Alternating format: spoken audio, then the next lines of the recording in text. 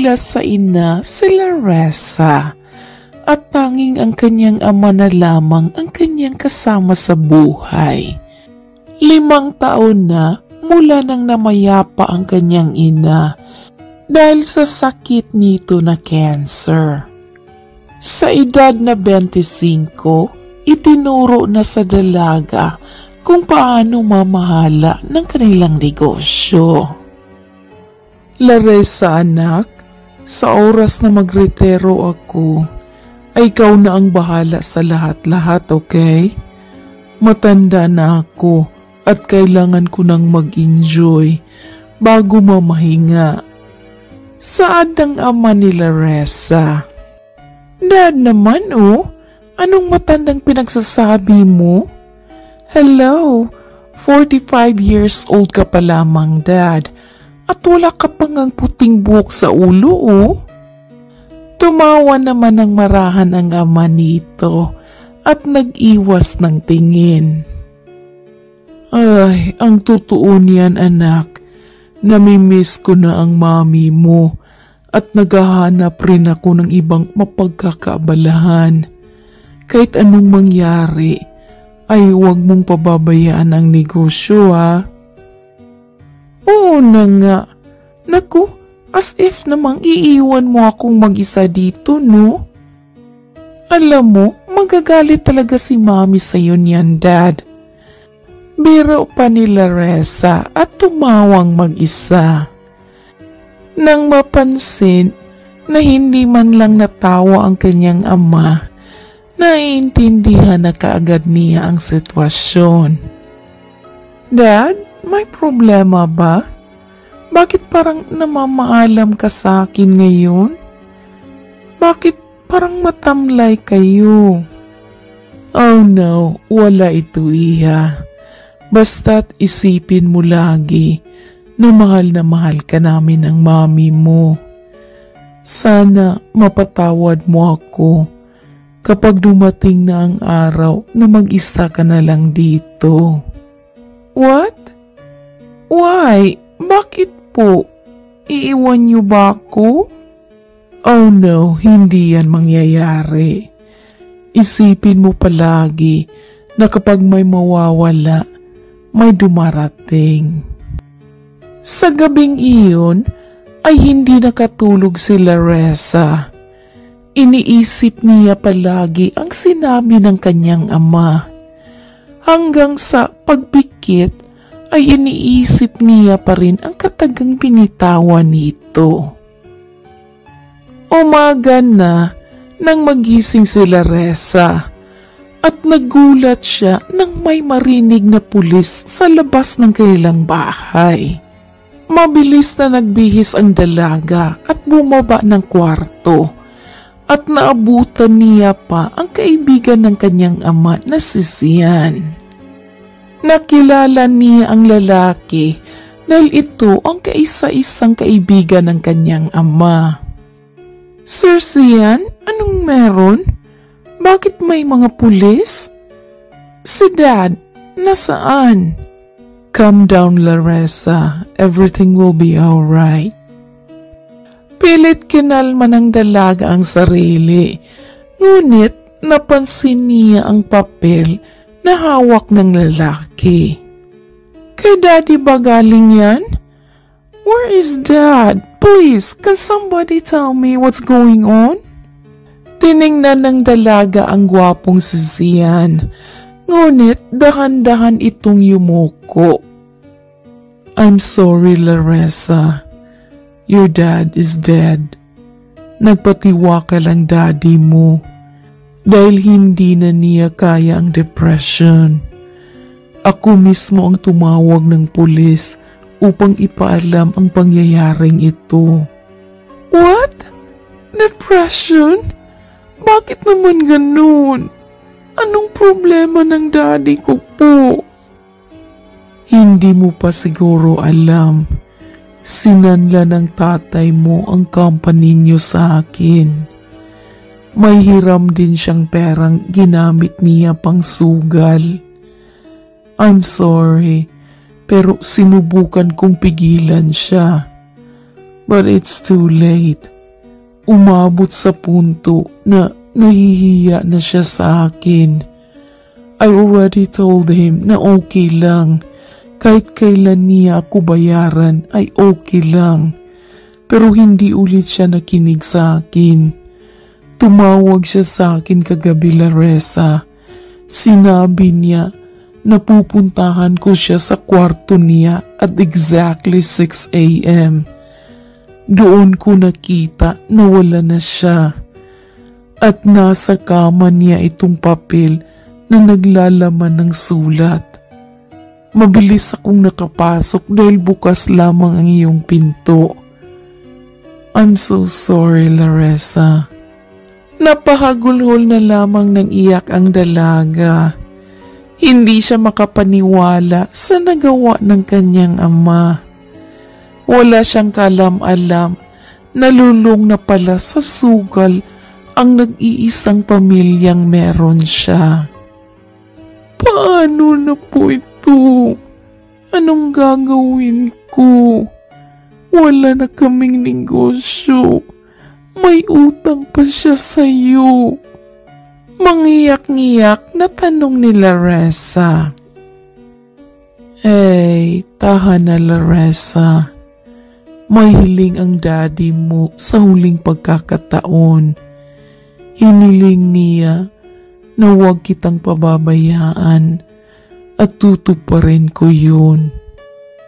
Hindi na sumagot si Laressa at pinuntahan sa kwarto ang kanyang ama. Doon, mas lalong bumuhos ang mga luha niya nang makita ang walang buhay na doon. Mabilis lumipas ang araw at nahihatid na sa huling hantungan ng ama ni Laressa at hindi pa rin maubos-ubos ang kanyang luha sa kakaiyak. Nang mapag-isa na ang dalaga sa kanilang hardin, ay biglang may lumapit sa kanyang dalawang babae. Naka-uniforme ito na para bang nagtatrabaho sa bangko. Sino ho sila?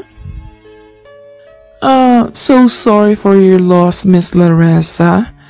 Representative po kami sa bangko na pinagbentahan ng daddy mo sa inyong bahay. Ikinalulungkot ho naming sabihin, pero kailangan nyo na pong umalis para mapasa amin na itong bahay pati na ang lupa ninyo. Po? Are you sure? Baka naman nagkakamali lang po kayo. Hindi po yun gagawin ng daddy ko. Wala na sa akin ang lahat. Pati ba naman itong bahay? Ngunit hindi sumagot ang dalawang babae. Bagkus ay yumoko ito na para bang awang-awa sa kanya. Napailing na lamang si Laressa at bagsak ang balikat habang umiiyak. Sabay na yumoko ang dalawang babae at agad ring umalis. Sunod-sunod na bumagsak ang luha ni Laressa at hindi na niya nalaman ang sumunod na pangyayari. Samantalang si Sia naman ay pababa ng hagdan at balak na puntahan ang anak ng kanyang best friend na si Laressa. Awang-awa si Sian sa dalaga dahil sa pagpanaw ng kanyang matalik na kaibigan. Papunta na sa hardin si Sian nang mapansin niya ang isang bulto ng katawan na nakahiga sa damuhan. Laressa? Oh my goodness, Laressa! Gulat na wika ni Sian at mabilis na tumakbo palapit dito. Sinubukan pang gisingin ni Sian si Laressa, ngunit hindi na ito magising. Kagad itong binuhat ng binata at isinugod sa ospital. Ilang oras ang lumipas, nalaman ni Sian na dehydrated na pala ang katawan ni Laressa, kaya ito nahimatay. Oh my goodness, Mabuti na lang at nakita kita kaagad. Kung hindi, huwag naman sana. Takot ko lang sa ama mo, Laressa. Uy ka ni Sean habang nakatitig sa natutulog na dalaga. Huminga ng malalim si Sean at biglang pumasok sa kanyang isipan ang iniwan na sulat ng kaibigan. Sean, ikaw na muna ang bahala sa anak kong si Laressa, ha? Huwag mo munang ipaalam sa kanya ang nangyayari sa negosyo namin. Wala talaga ako ngayon. Nabao na ako sa utang. Sobra akong nagsisisi dahil sa kapabayaan ko. At nabaon ako sa utang ng dahil sa pagsusugal. Ayoko nang humiram ng pera sa iyo dahil hindi ko na alam kung paano kabayaran. I will count on you, bro. Huwag mo sanang pabayaan ang anak ko. I'm sorry, bro. Pero sinabi ko kay Laressa ang totoo. She deserves to know, bro. Ngunit huwag kang mag-alala. Ako na ang bahala sa anak mo. Bulong ng binata at muling tiningnan ang malaanghel na muka ni Laressa.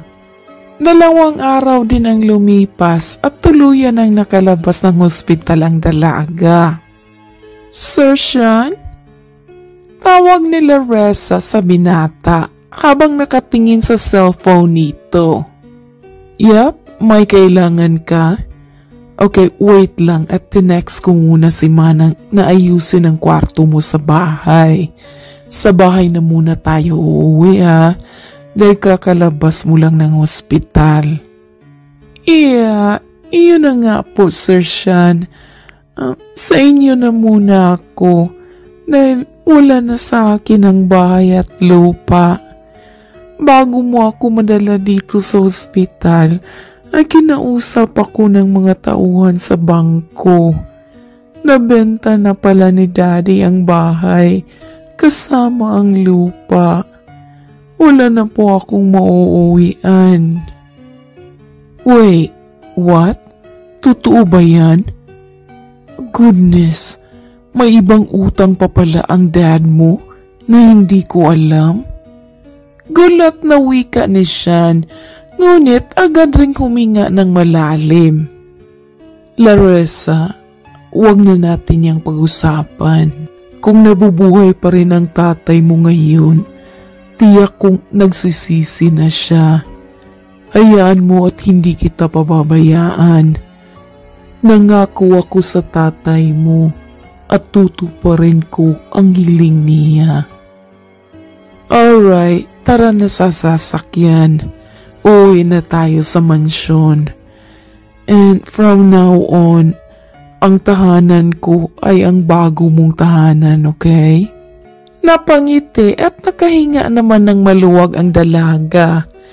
Hindi alam ni Laressa, ngunit agad niyang hinawakan ang kamay ng 40 anyos na binata. Thank you po, Sir Sean. Hindi ko alam kung ano ang gagawin ko kung wala kayo dito sa tabi ko. Hayaan niyo po at maghahanap ako ng trabaho upang makabayad sa inyo pa unti-unti. Oh, don't mention it.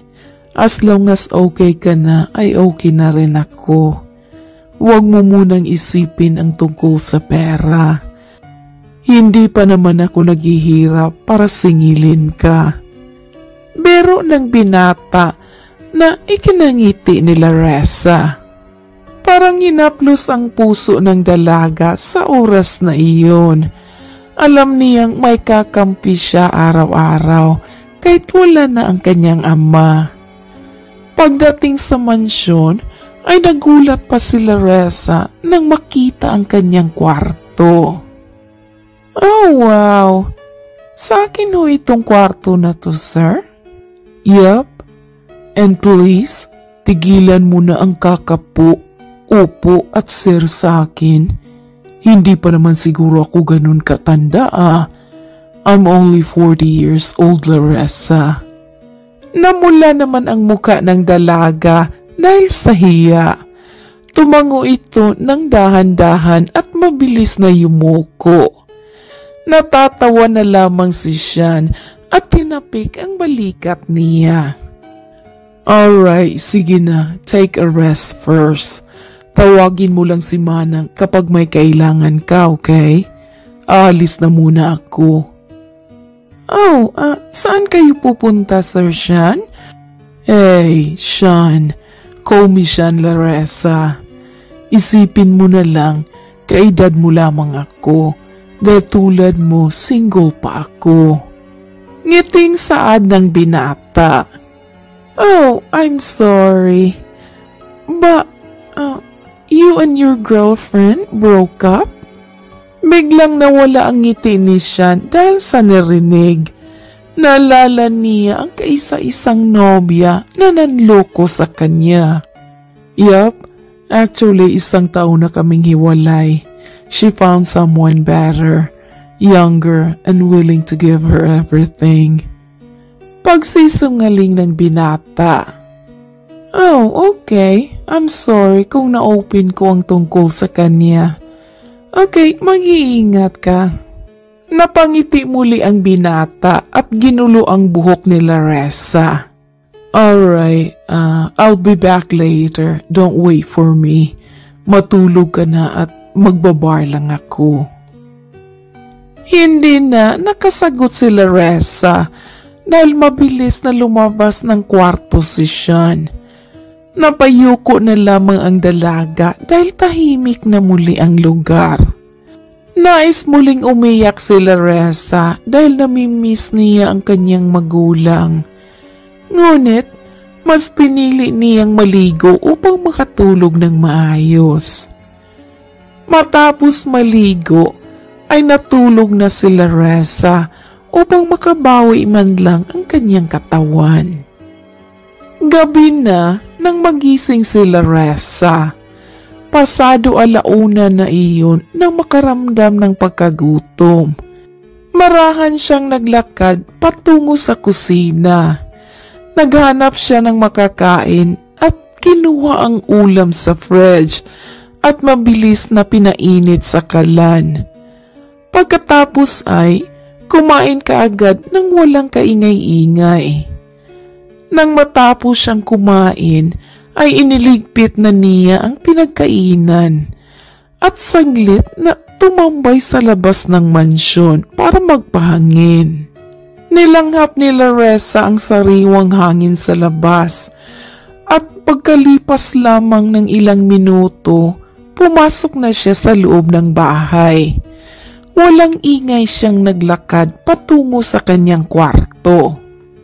Malapit na sana si Larissa sa kanyang kwarto nang makarinig siya ng ingay mula sa isang silid. Kumunot ang noo niya. What in the world? Ano yun? Bakit parang may umiiyak? Na ewan? Bulong ni Larissa sa kanyang sarili.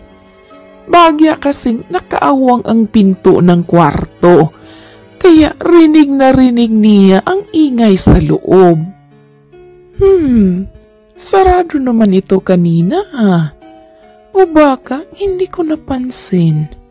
Bulong muli ng dalaga. Dahil sa kuryosidad ni Larissa kung ano ang ingay ang naririnig, marahan siyang naglakad patungo sa kwarto at sumilip siya sa awang ng pinto nito.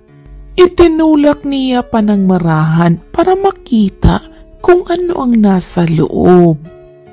At doon, nanlaki ang mata niya nang makitang may nangyayaring milagro.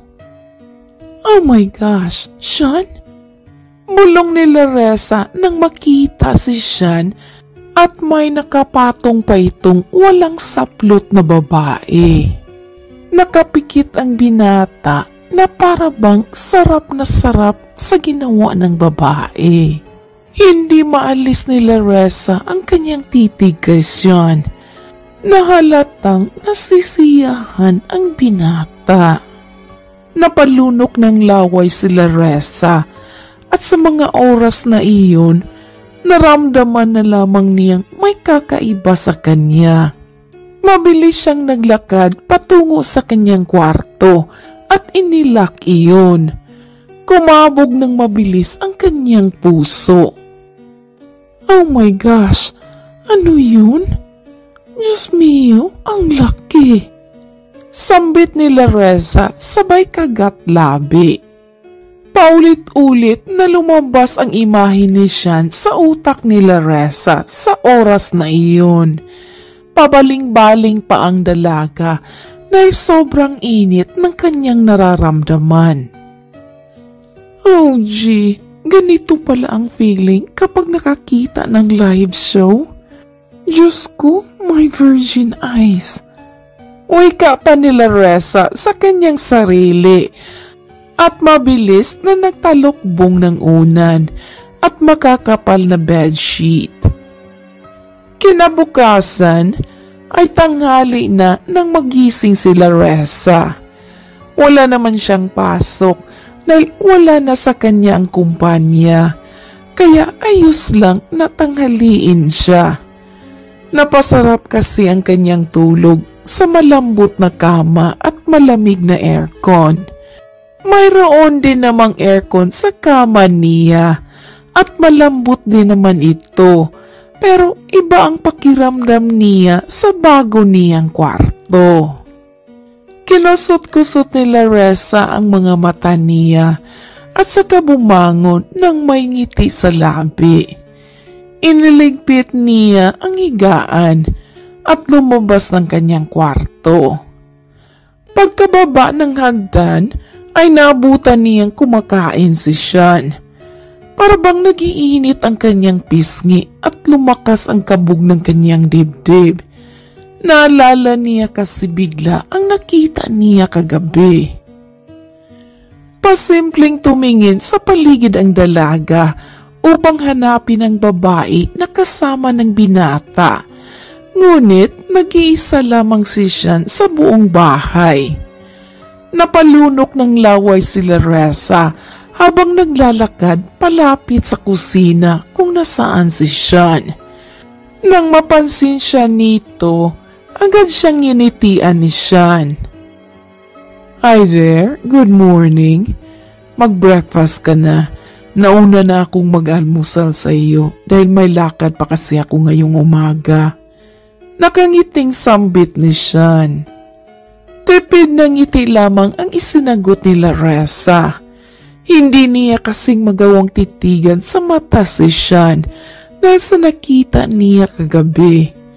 Napansin naman ni Sean na parabang hindi komportable ang dalaga, kaya naman kinausap niya ito. Hey, ayos ka lang ba, Laressa? Bakit parang hindi ka comfortable? Tanong ni Sean habang nakatingin sa mukha nito.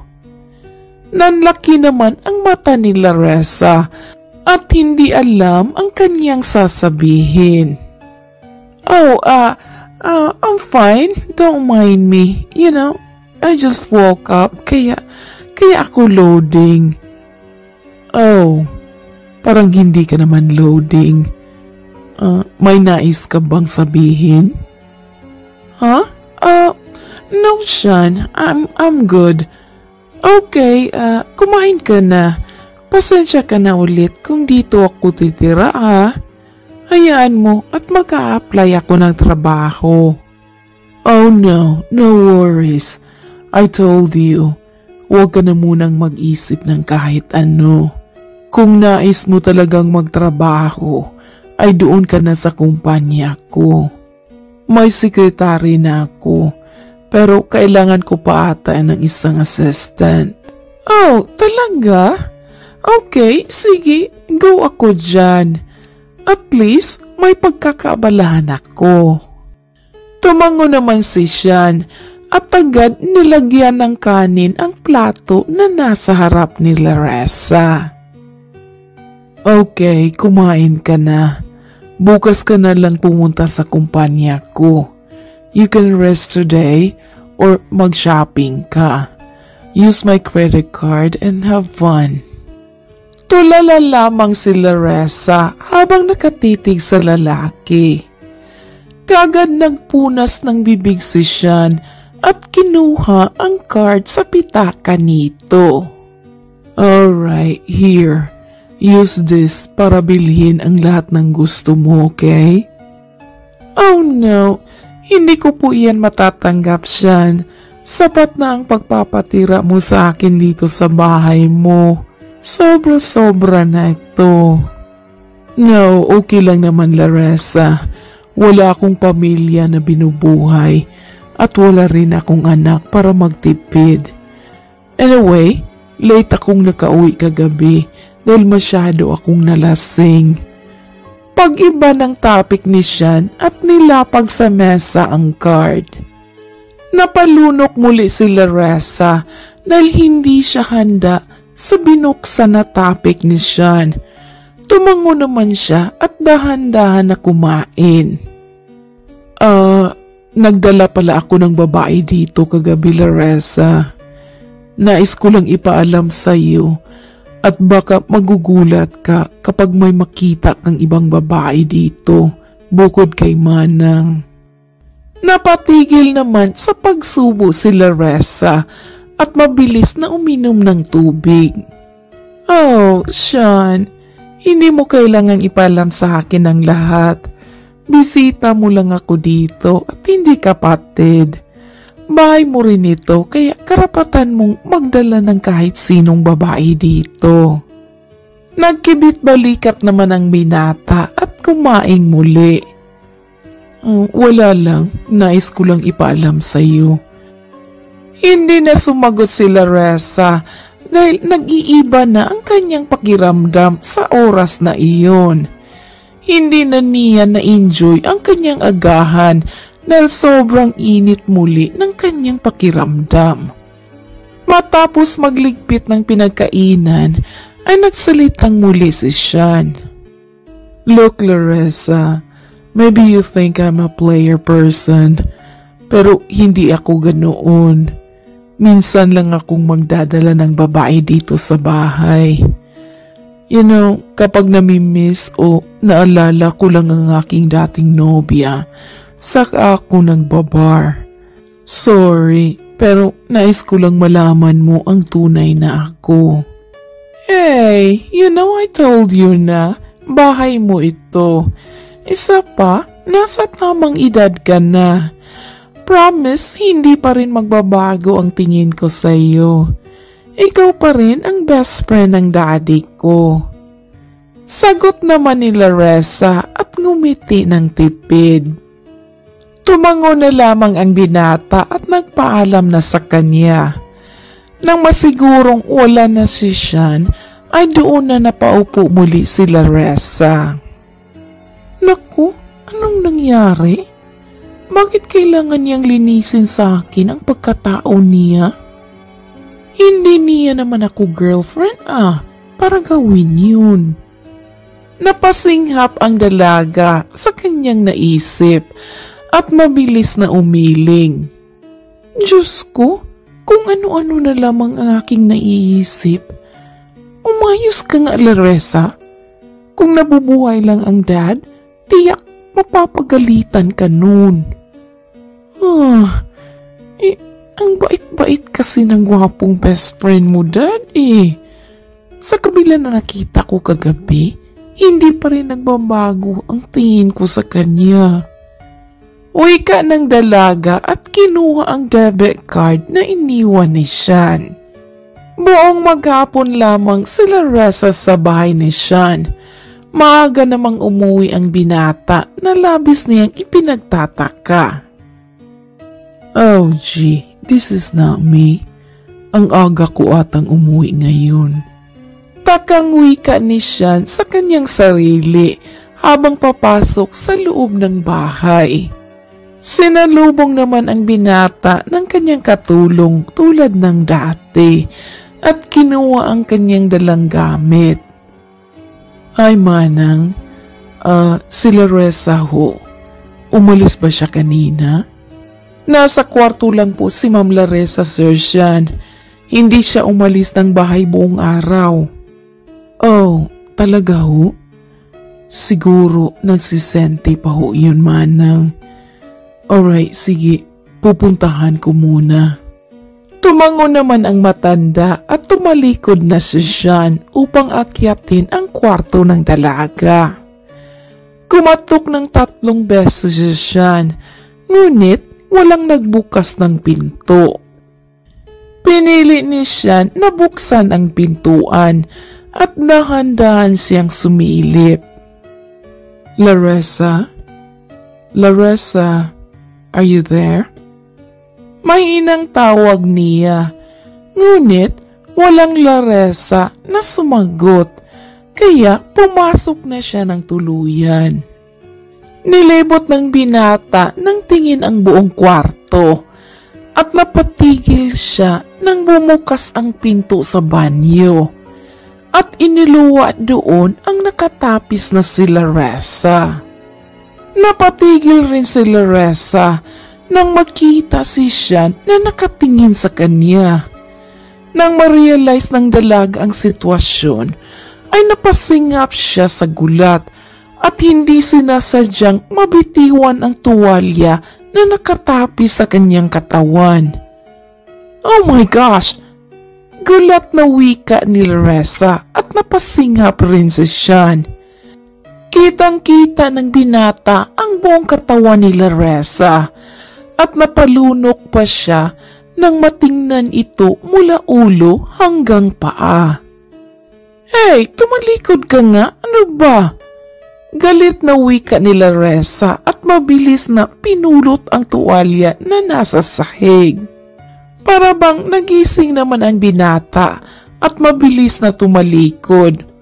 Pulang-pula pariho ang kanilang mukha at parang nakamagnet ang kanyang 2 paa dahil hindi siya makagalaw sa kanyang kinatatayuan. Oh my gosh! Will you please? Lumabas ka muna ng kwarto ko? Sigaw muli ni Laressa at kumaripas na ng takbo ang binata. Mabilis na kumuha ng tubig ang binata nang makarating sa kusina. Halos maubos na niya ang isang pitsil na tubig dahil sa hingal. What in the world? What was that? Okay, aksidente lamang yun. Teka, bakit parang kasalanan ko? This is my house including her room. Kasalanan niya kung bakit ang clumsy niya. Hindi man lang nag-lock ng pinto. At may naliligo ba ng hapon? Oh my good Lord. Alright. Wake up, Jean. As if ngayon ka lang nakakita ng hubad na babae? Pakikipag-usap ng binata sa kanyang sarili. Nang makahinga na ang binata, ay mabilis siyang pumasok sa kanyang kwarto at hindi na lumabas. Samantalang si Laressa naman ay nagsisigaw pang mag-isa sa loob ng kwarto. Alam niyang hindi siya maririnig sa labas kahit anong sigaw niya dahil soundproof ang kanyang silid. Oh my gosh! Nakita niya? Nakita niya ang buong katawan ko? Oh, Laressa kasi. Bakit hindi ka nag-lock ng pinto? At saka, bakit ka jumpy nang makita ang lalaking yun? Inis na wika at sinabunutan pa ang kanyang ulo. Ngunit agad ring napatigil si Laressa at huminga ng malalim. But wait, this is not my fault. Sa akin ang kwartong ito dahil dito niya ako pinatira. Kasalanan niya kung bakit ito nangyari, no? Yeah, tama. Hindi ako dapat magalit sa sarili ko dahil kasalanan to ng manyak na siya na yun. Wait, what? Hindi naman siya manyak dahil sa kanya ang buong bahay na to. Maybe, aksidente lamang ang nangyari. Yeah, walang may gusto sa nangyari, you know? Praning na wika at kinalma ng dalaga ang sarili at lumabas ng kwarto matapos makapagbihis. Madilim na ang buong paligid at maghihintay na lamang siya ni Jean upang sabay silang kakain. Ngunit 7:00 na lamang ng gabi ay hindi pa rin lumabas ang binata. Bagsak ang balikat ni Laressa at mag-isang kumain ng hapunan. Matapos magligpit ay pumasok na si Laressa sa kanyang kwarto at agad nag-lock ng pinto. Hindi alam ng dalaga kung ano ang kanyang nararamdaman sa gabing iyon. Para bang kumirot ang kanyang puso sa di alam na dahilan. Tumulo na lamang ang luha ng dalaga at pinikit ang mga mata. Kagad rin siyang nakatulog dahil sa bigat ng kanyang nararamdaman. 12:00 na ng gabi nang maalimpungatan si Laressa dahil sa mahinang katok sa labas ng kanyang pinto. "Yap, sino yan?" Antok niyang wika. Ngunit walang sumagot at patuloy lamang ang pagkatok kaya tumayo na siya at binuksan ang pinto. Ganoon na lamang ang gulat niya nang makitang si Jean ang nasa labas ng pinto at nakangiti pa ito sa kanya. "Hey, may I come in?" Tanong ng binata na ikinagulat ni Laressa. Kinapa ng dalaga ang kanyang dibdib kung may nararamdaman ba siyang takot sa oras na iyon. Ngunit hindi takot ang nararamdaman ni Laressa, kundi saya.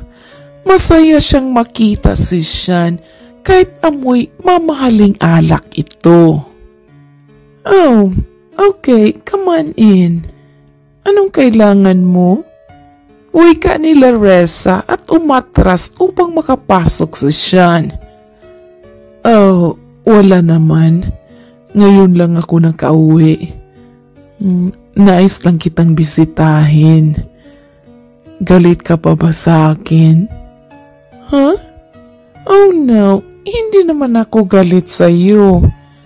Kaya ba hindi ka bumaba kanina dahil akala mo galit ako?" "Yeah, parang ganun na nga. Pero mas nahihiya kasi ako eh. Tsaka hindi na ako nagpaalam sa iyo kanina na umalis ako dahil akala ko galit ka." Napakagat naman ng labi si Laressa at umiwas ng tingin.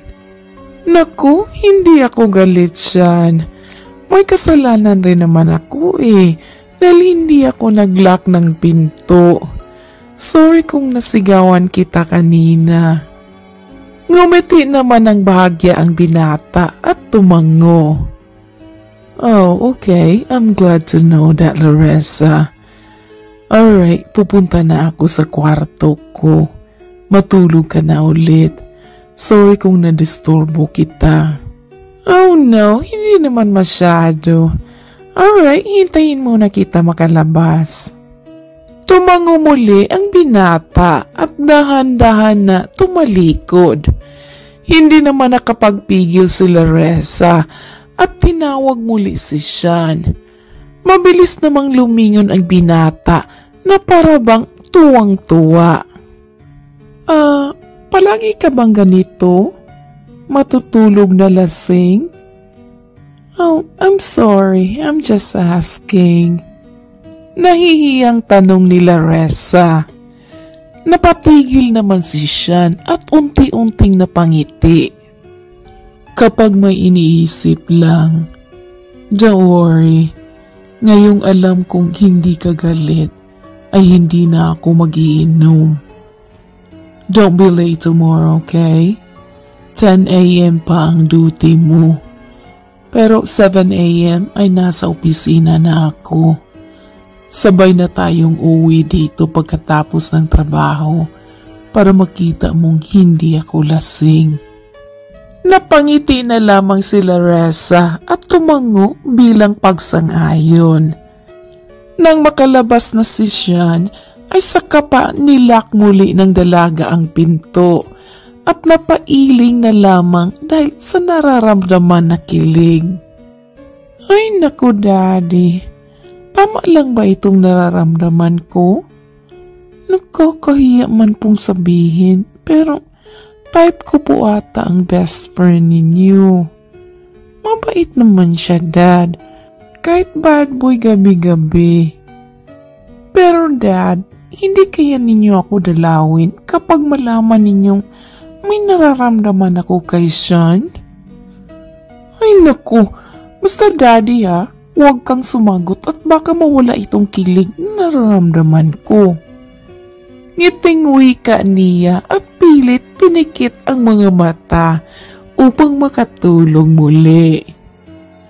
Kinabukasan ay wala na si Sean nang magising si Laressa. Kaagad naghanda ang dalaga upang pumasok sa kumpanya ni Sean.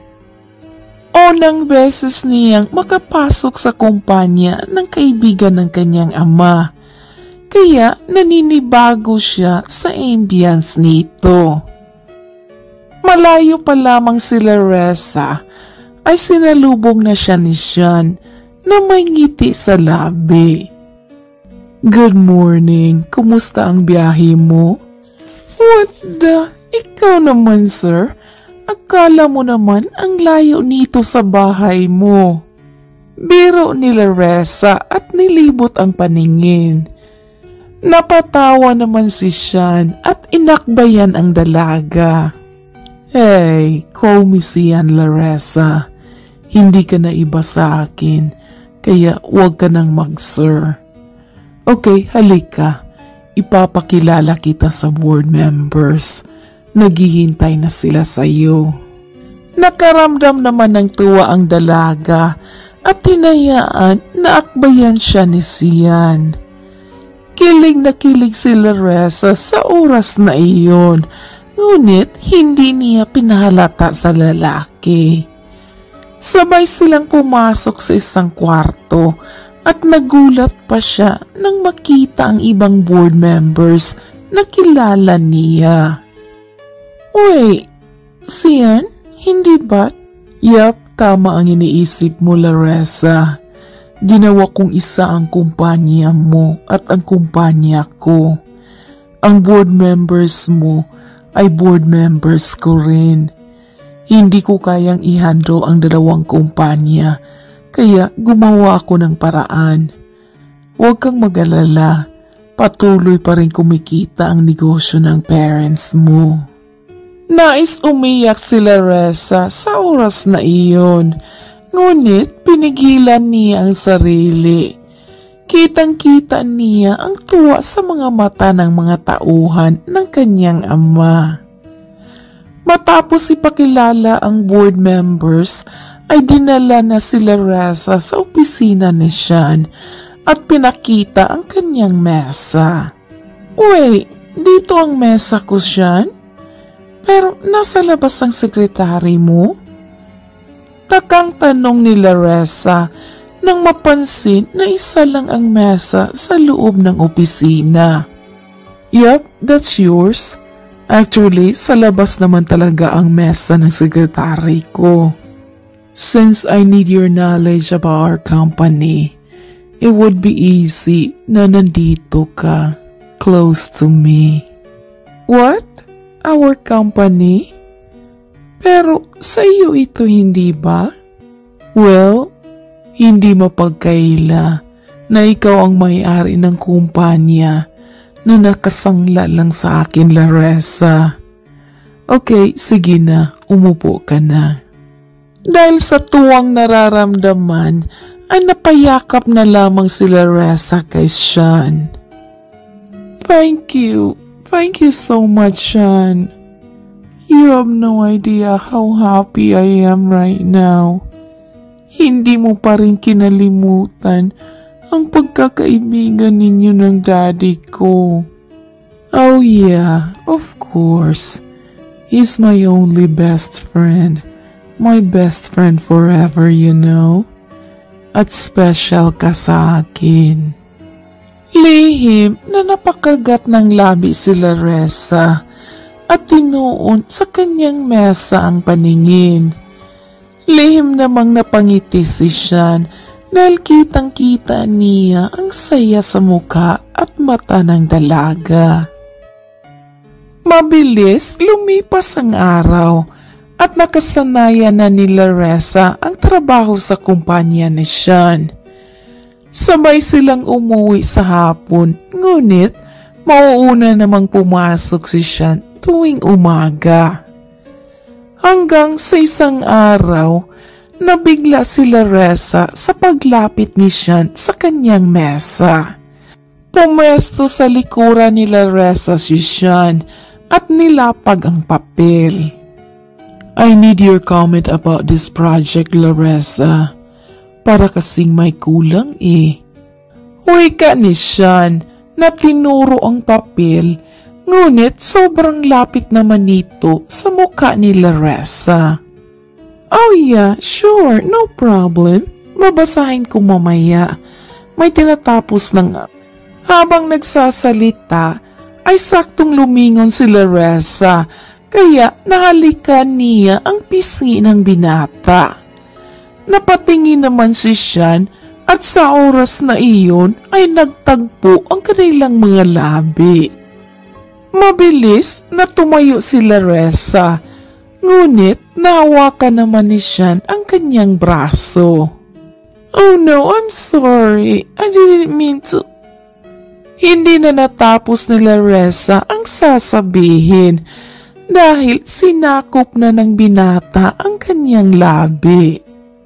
Nanlaki ang mga mata ni Laressa dahil sa ginawa ni Sean, ngunit nangawakan ng binata ang kanyang bewang upang mas mapalalim pa ang halik, ay napapikit na lamang siya.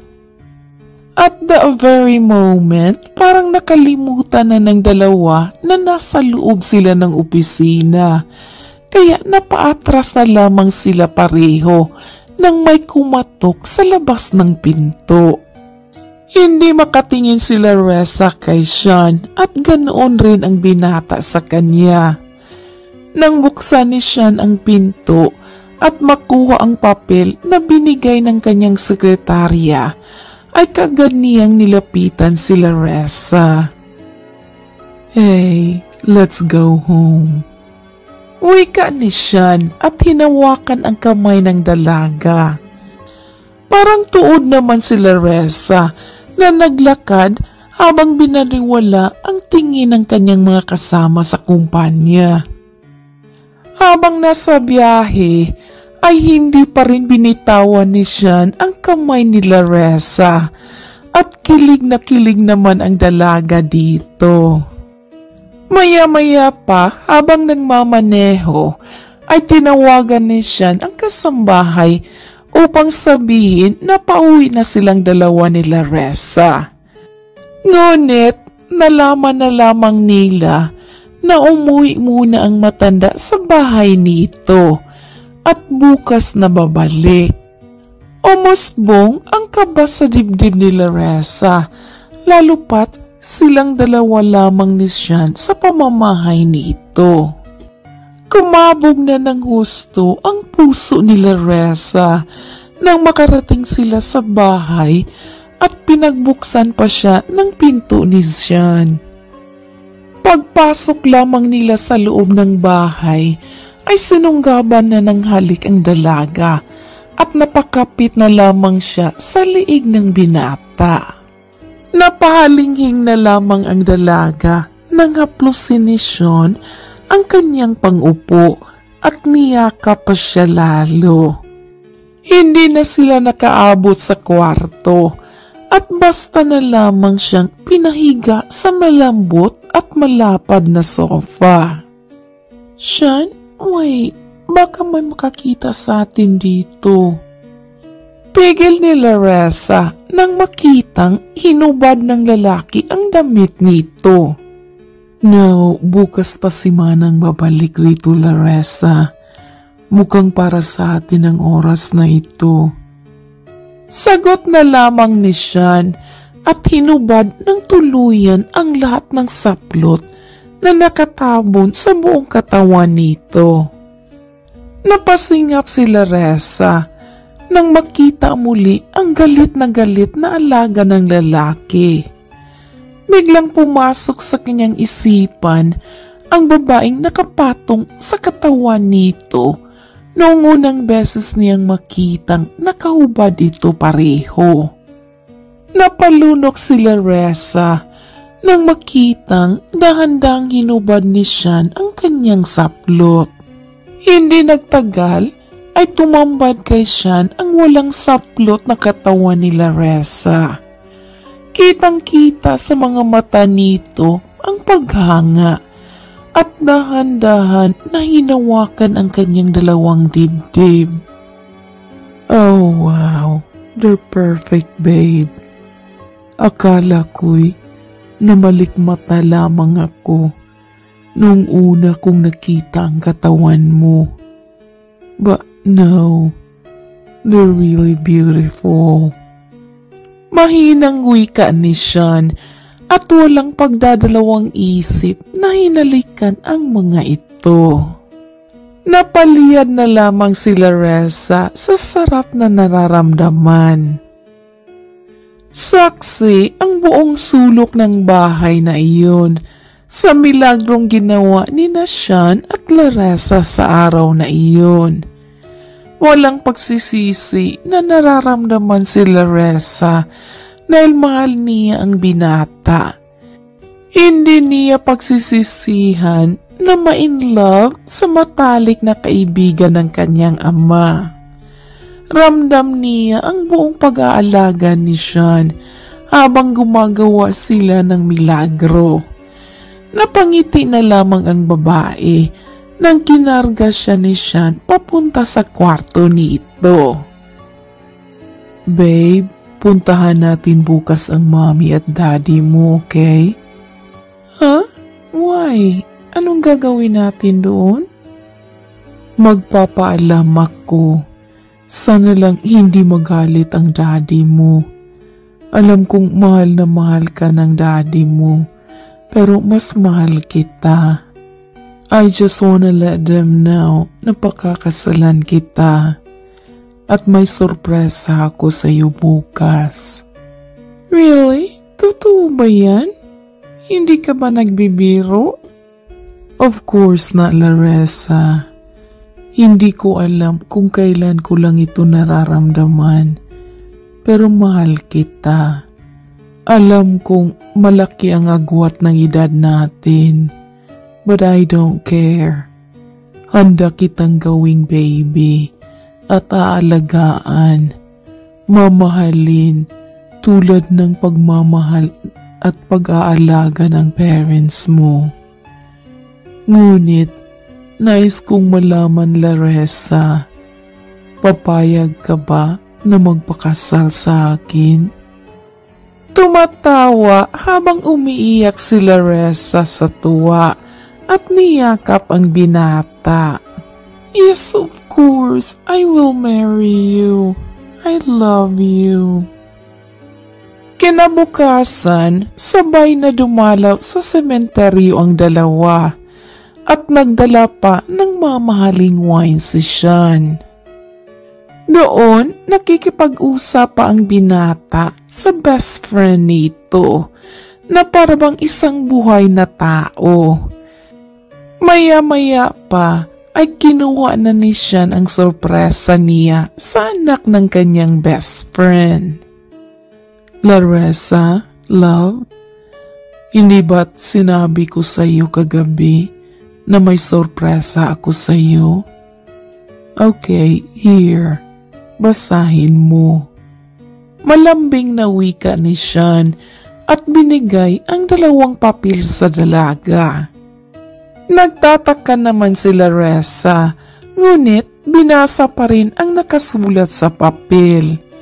Maya-maya pa ay bumuhos muli ang luha ng dalaga at niyakap ng mahigpit si Sean. Is this true? Sean? Hindi ito prank o anumang biro, hindi ba? Oo naman, totoo ang nakasaad sa papel na yan.